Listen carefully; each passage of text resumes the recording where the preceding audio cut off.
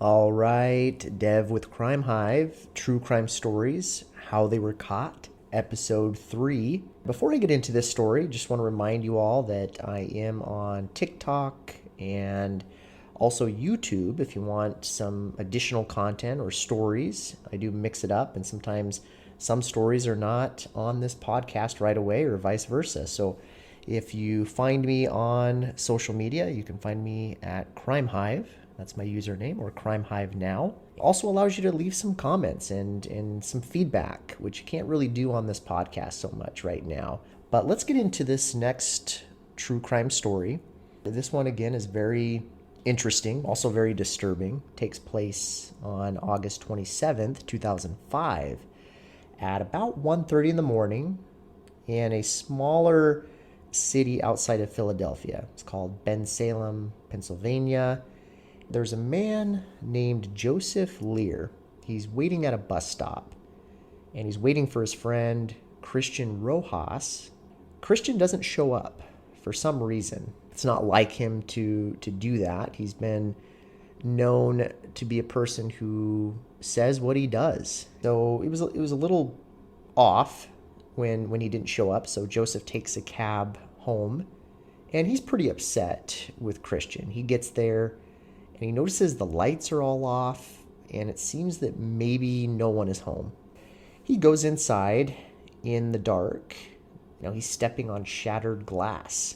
The place is a mess. It looks like it had actually been ransacked, and now things are getting a little intense. Maybe something very disturbing has happened in this place. He's looking around, trying to determine what happened. He goes into the bathroom, and he's absolutely horrified because he finds his good friend Christian dead. I mean, he's obviously dead. He's in a bathtub that is full of water, and the water appears to be black. So it's black water. Of course, he calls 911 immediately. And so police are going to come out and start to investigate what happened to Christian Rojas. Who is Christian Rojas? They start looking at the scene, and they're seeing things such as a photograph of three people in this photograph, and it's all shattered and it's on the ground. They're thinking, okay, is this purposeful? Does this mean anything? Was this some sort of clue left behind? Is there some impact with this photo or these people in this photo? So they're just observing different clues as they wander around the property. They see blood on the walls, they see it on the carpet and in the hallway. So it appears this really gruesome assault took place in the hallway, and then it leads into the bathroom. There is this obvious smell of decomposition that detectives smell, and it's a smell that you always remember. It's not a smell that you want to remember, but it's always there once you know that smell. And so they know they have a death investigation on their hands before they even reach the bathtub where Christian is found. When they look in the bathtub, they see that there's a pillow over his face. They see socks around his neck. He appears to be hogtied with electrical cords, and there's an imprint of a face on the bathtub tile. So it's an imprint in blood. So this is a very, very violent attack, and police are quickly starting to think that this is possibly something personal. This isn't something that just randomly occurred. It doesn't appear to be some sort of robbery or burglary, just based on the emotion tied to this particular crime. What further confirms this evidence is there are condoms in the water. So maybe they're thinking, okay, is there some sort of jealousy aspect to this case? Is there a love element, potentially a love triangle? Is Christian involved with someone and someone was jealous or someone was upset over possible relationship? So they're looking at all these different clues around the property, and there's quite a few different clues. They, of course, they're going to take their photographs of the scene and potential DNA evidence and fingerprints, and they're starting to dissect the life of Christian. So they start with Joseph, who called 911. Police have to be suspicious of everyone. And it's not uncommon for a person to call 911 and be directly tied to the crime. In this case, Joseph was not. He was cleared. He was good friends with Christian, and he talks to police about Christian coming from the U.S. from Costa Rica. And he was such a good person that he would make good money and send most of that money to his family, apparently, in Costa Rica. And so he just seemed to be a good overall person. He would help those in need. So police start to ask Joseph about the photo. They want to know who is in this photo that was on the ground shattered. And he mentions the name Mark Russo and his wife Sarah, and that they had all lived together apparently at one time. Christian had moved out. Okay, so there's a possible connection now with these people in the photograph, and Christian is no longer at their property. He's moved on. He has his own place now. Police want to talk to Mark and Sarah. They want to understand what's going on here. Mark happens to show up at the police department on his own before police even really had to track him down. And he talks to police and actually is very forthcoming. He appears to be believable to police, and they quickly rule him out. And he talks about how he met Christian in Costa Rica. He did mention that there really was no attraction to his wife. There didn't seem to be any issues there, and that they were actually really good friends. He does give police a clue, though. So this is why I tell you all of this information, is because police are going down a trail, and sometimes it's just these really simple statements made by people that can really put this case in a whole nother direction. And oftentimes people giving this information to police don't think it's important or it's relative, but it certainly has been time after time. This Mark individual talks to police about a woman named Heather, who Christian apparently had been involved with at one time, and she had needed a place to stay.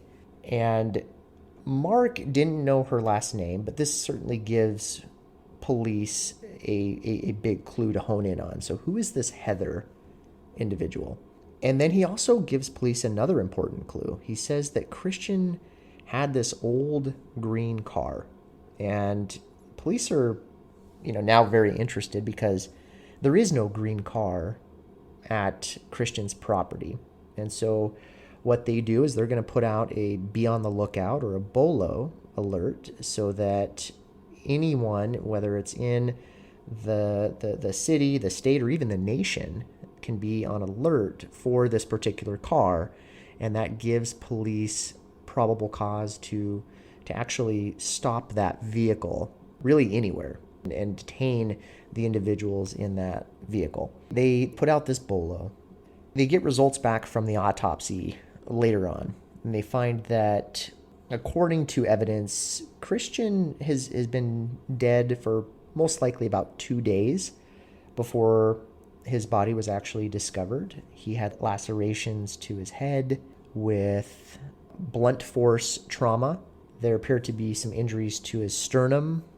They learned that there was quite a lot of torture involved with Christian. He did not die a quick death. There was asphyxiation from the knot that was tied around his neck from the sock. There was evidence that he was desperately trying to get air from out of this sock, and he had bit through the sock. He bit his lip through the sock. That's how bad this incident was. And you can imagine the sheer trauma of it all that's going on with Christian. Just the horror he must be experiencing in this moment. Police don't have a whole lot else to go off of at this point, so they start going out to the community and they allow the community to give them tips. They're panicking right now because this is a horrific situation in a smaller town and people want answers. They want to know who's out there potentially killing people in their community. One of the community tips that emerges is from a journalist who apparently had received this random email from a friend of Christian. And he mentions that where Christian worked, he worked for this company, a cash advance company. And the owners of that company, their names were Anthony and Mario Moretti, they apparently had Italian mafia ties because of their father. So police are now honed in on his work, his place of employment, and they want to know, is there some sort of issue there? Because apparently Christian was going to leave this employer for another job back in Costa Rica. So he may have been changing his entire situation in the near future, and police are thinking maybe these owners did not want him to leave. There was bad blood brewing, and maybe something sinister happened there. They interview the owners, and they again learn through verified alibis that they're not involved in this case. And the men seem genuinely shocked and upset that Christian was found dead, and even wanted to help financially and just offer any type of assistance that they could. And they give police another clue. Okay, so throughout this investigative process, you're seeing these tiny pieces come together, and the owners asked police if the person involved in this crime took the safe that Christian had, because apparently Christian would take his money and send it off to his family. He would get money orders and keep the money orders in a safe at his home. This really opens up the investigation because now police are asking the question, okay, who knows about this safe besides Christian? Who knows about this potential money that's in that safe? And they want to talk to Heather. If you remember Heather, that was the other clue given. She had stayed with Christian at one point, and apparently she has a drug problem. She's a drug addict. The police learned that she actually had recently sent Christian a voicemail, and she was in distress in this voicemail. And when you listen to the audio, she's talking about how she needs his help. And then she leaves him another voicemail later on, but this time her tone is now really angry. And so she's very different in this voicemail.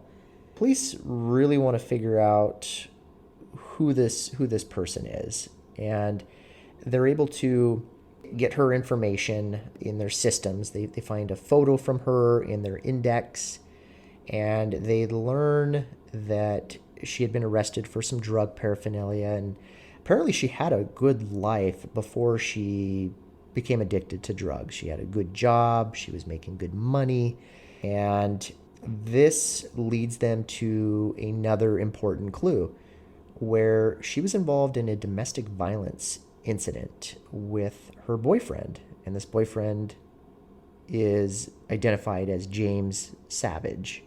Hey, real quick, have you seen some of the interesting resources on my Linktree page? For example, I've partnered with the folks behind the Sabre pepper spray quick release keychain, and it's on Amazon for the public. It's the #1 pepper spray brand trusted by law enforcement all over the nation. It's easy to use, it's effective, and more importantly, it's mobile to keep you safe if something sinister were to ever happen. So take a peek. You would be supporting the Crime Hive podcast so that we can continue to enhance your experience with us. Simply visit linktree.com/crimehive and check out the cool stuff. Did you know I have a YouTube and TikTok channel? Come join the community and interact with other crime hivers. If you like and support what I'm building, consider following. On my channels, I will be releasing more content and will soon allow you all to have the chance to win weekly prizes for engaging. Stay tuned for more on my YouTube, TikTok, and even Instagram at Crime Hive. Now, back to the podcast. Now police are curious about James Savage because now you have violence involved and fights, and you have people that are connected to Christian who is now dead, and you have drug addiction involved. James Savage apparently has the same addiction. They're addicted to crack cocaine, and they are willing to do many things to supply that drug habit. And police are very familiar with the idea that it's not uncommon for drug addicts to commit a crime such as murder to obtain the money necessary or the resources necessary to continue that habit. So, of course, they're very interested in these two people now. They locate an address for James from a previous police report. And a lot of this information, when there's contact with police, even for minor traffic incidences, police are very keen on getting as much information as they can to add to their database, because if there's another call, there are phone numbers, addresses linked, they can decipher this information, and dispatchers can help police oftentimes when there's dynamic situations going on. This information adds up, and they have many different databases and resources to locate this type of information. So they find information about James and Heather. They get this address, and they decide to make contact with James. Apparently, James is not home. His mother, Jackie, had opened the door and advised police that he was in a relationship with Heather. And they learned that Heather's last name is Lavelle. So you've got Heather Lavelle and James Savage. The mother said that they apparently left to go to the shore for the weekend. And she did give police yet another clue. She said that she saw the two unloading belongings from her car to another car. And if you can probably guess by now, it's a small green car that she had never seen before. And she didn't even believe Heather had a car. So now you've got a connection to the green car. And this is really starting to come together now for police. What they do is they ask the mother to call her son, and they record the conversation.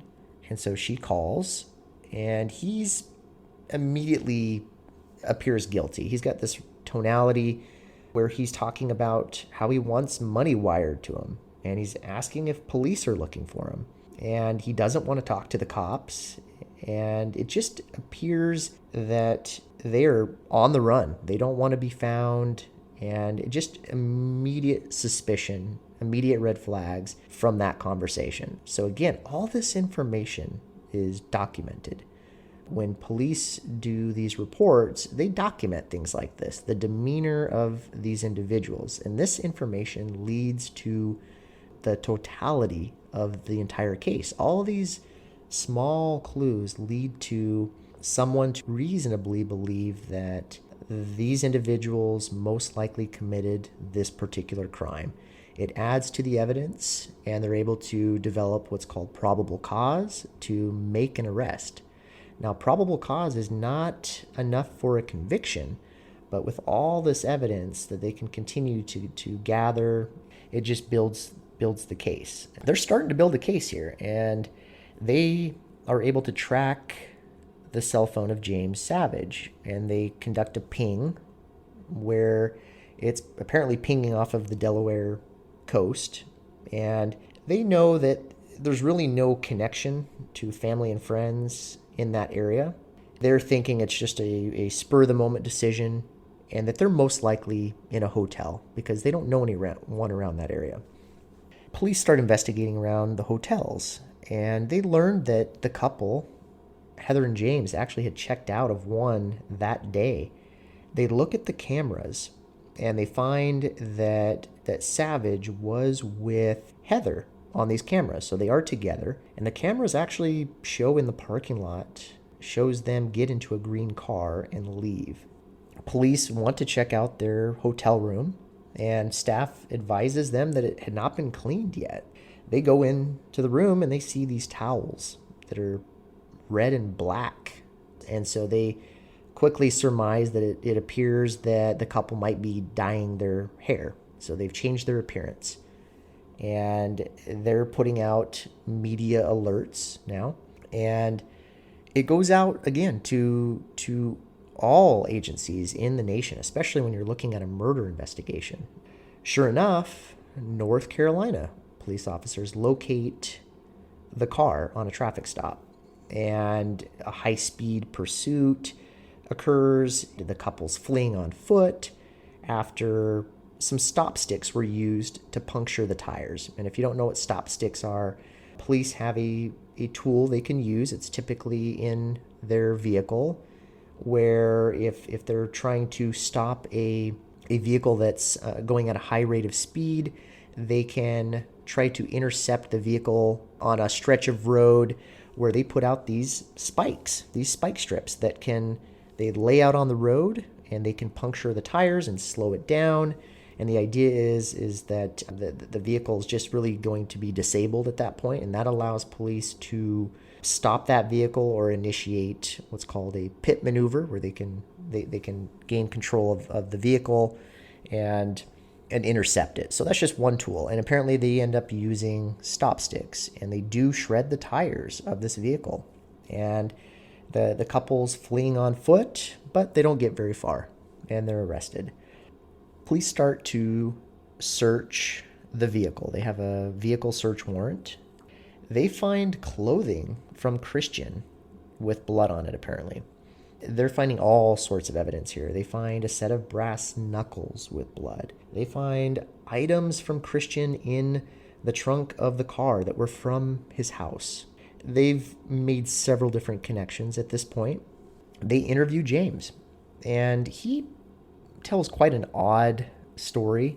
You know, when someone really hasn't rehearsed a lie or how they're going to deceive police during an active interrogation, people come up with some very odd stories. And he talks about how he admits to being at Christian's house with Heather. So he's admitting to police that he was at the house. Okay, so right there, very incriminating by him admitting that. So all these little clues add up, all these little pieces of evidence. And he talks about how 3 other people came in for a home invasion robbery. And he and Heather were barely able to get out alive and leave and flee from these robbery suspects. And so he's quickly coming up with these lies, and police are not buying it. It's just a strange story, right? Well, police actually brought up the fact that Heather and Christian were possibly involved. They wanted to understand if there was some sort of romantic connection between Heather and Christian. And when police bring up that specific angle, this is what gets James talking. And we learn that there was jealousy with Christian, and that apparently the two had slept together. Christian and Heather apparently may have been romantically involved. That particular day, when James and Heather are over there, there's words that are exchanged, and there's a physical altercation. James says that Christian ends up picking up these brass knuckles, and he ended up assaulting him. So James ends up fighting with Christian and ends up assaulting him until he's unconscious. The couple leaves him, and they come back to the property, and they find him dead magically in the bathtub. Now they're freaking out, and they decide to make it look like a robbery and tie him up before they end up leaving again. So just a really bizarre story. It's just hard to believe something like that, and police are not going to believe that, of course. And so they also interview Heather. She had recently broken up with James. She goes back to Christian to ask for help because she is leaving this relationship with James. Christian actually takes her in. And what's interesting, though, is as Heather's telling this story of how Christian took her in, they learned that Heather was actually the brains of this operation. They learned that she had a key to his house, and she needed drug money. She knew about the safe, and she had concocted this entire plan with James. They learned that The two did show up to the house. They found the safe and they broke into it one day. And this was when Christian was gone. And there was only $40 in the safe. This sets James off into an angry rage, to say the least. And Christian ends up coming home and the fight is on. James viciously attacks Christian. Probably didn't see it coming. Brass knuckles were involved. Heather is helping James. So it's really 2 against 1. And James is a big individual. So he's got a lot of strength. I believe he's around 6'4", 250 pounds. And he is just viciously attacking and assaulting Christian, while Heather is taking a sock and jamming it into his throat so that he doesn't scream and make noises. They hog tie him and they strangle him, and he's placed into this bathtub. And James ends up throwing the condoms into the tub because he was angry that Christian and Heather had apparently slept together. This sets off that panic where they try to make it look like a robbery, and then they flee in his green vehicle and they're off on the run. And they really didn't get any money out of that safe other than $40. Just a very senseless crime, just a very horrific crime. A lot of rage, a lot of torture for no good reason. It just shows what drug habit can do to people and what's possible when drugs are involved, what people are capable of doing. And so both of them were arrested and they were charged. No, prosecution was looking at a possible death sentence, but because both of them decided to plead guilty, there was no trial, and they both were sentenced to life in prison. Pretty vicious crime, but you can see how the investigative process took place. You can see all the small clues and the evidence that ultimately led to their capture and their arrest and their conviction. Quite a case. If you guys have other cases or ideas that you'd like me to cover, you're welcome to connect with me on social media. And I do have a list, so if I don't get to it right away, please understand that. But I do appreciate your feedback.